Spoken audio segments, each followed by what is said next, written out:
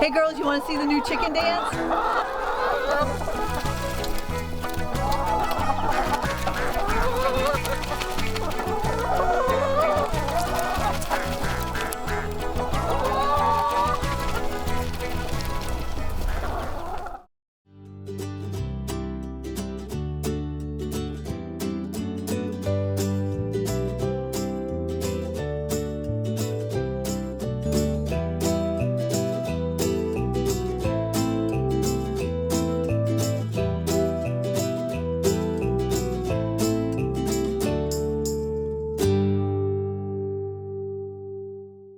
In our last episode of Birds in the Burbs, you got a chance to meet us and meet these beautiful birds.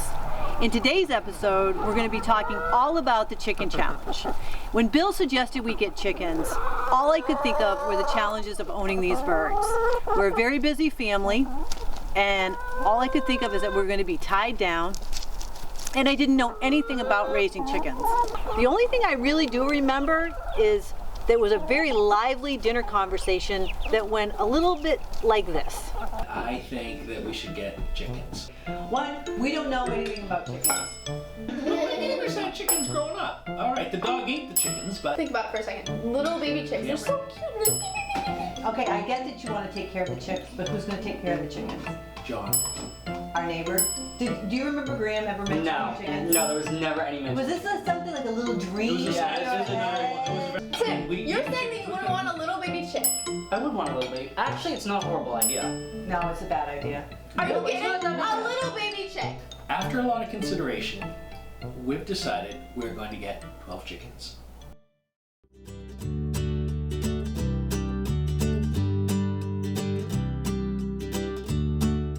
Over the next few episodes, we're going to talk to you about how to prepare and keep your own chickens and prepare you for your own chicken challenge. The very first step is to make sure that you can have chickens in your town or city. So you want to check with your local planning or zoning department. Second, you want to go online and order your chicks or get them from a local farm or a grain store nearby. Okay, we're gonna get our chicks today, which should be exciting because chickens are the only cute thing that comes out of chickens. Chicks are the only cute things that come out of chickens. So let's see how this goes out.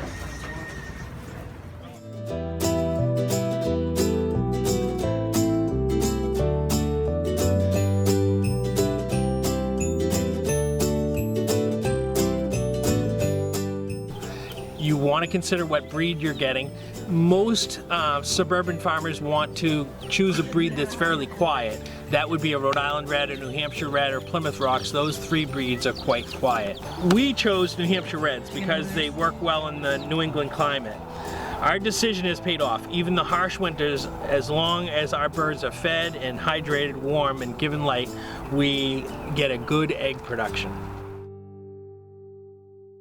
So we already picked up our baby chicks, and now we're going to prepare a place for them to stay for the next couple of weeks. So we have a box here. I would say it's probably about 2 feet by 2 feet square. It doesn't really need to be too awfully big. This is actually going to be moving into our house to keep the babies warm, so we don't want it to be too large.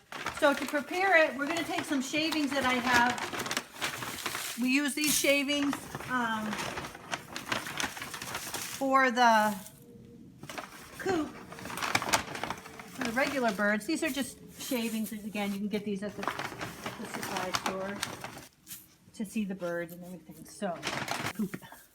Okay, all right. Let's take it inside and let the birds meet their new home. Next, you want age-appropriate feed for your chicks. It comes in granular form or a mash, very fine powder type feed, medicated or non-medicated. And you have a variety of different types of feeding troughs available. The first year we had chicks, we had something like this, and that works fine. This year we went to this little guy, and it has multiple feeding holes, and it's gravity fed. And I think that we like this one a little bit better. It holds more food. Chicks need to stay hydrated, so make sure you give them lots of water. I just tell them to open up wide. No, you don't. You use this thing. This is a gravity feed water feeder. Basically, the top comes off and you put the water in, and then you put the cover on, and then you just turn it this way and it'll gravity feed. At a really young age, they do not drink a lot of water, but they need water all the time.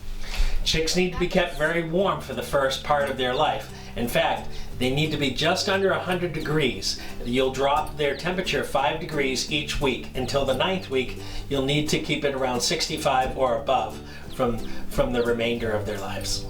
The first week that we had the chicks, we had them in a box just like this with a heat lamp on. And then after the first week, we moved them downstairs in our basement and we kept them in there for a couple of more weeks with the same heat lamp on. And no, if you were asking, you don't have to wear these ridiculous glasses. So in this episode, we introduce our chicken challenge and the step-by-step process for prepping for chickens. And you got to meet our baby chicks. And don't forget, after you get your chicks, you'll need a safe, warm place to put them. A cardboard box will do.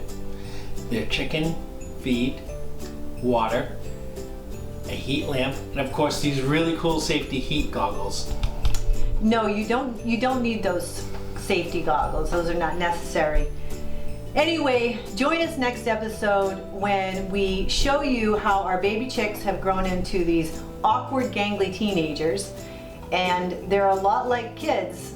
They grow fast. Really, Mom? Are we going to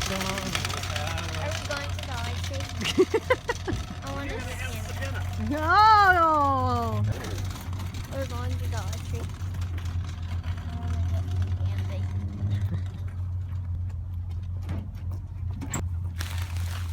Are we driving already to Dollar Tree? I want to get candy. Just so you don't say, so you said like 10 times.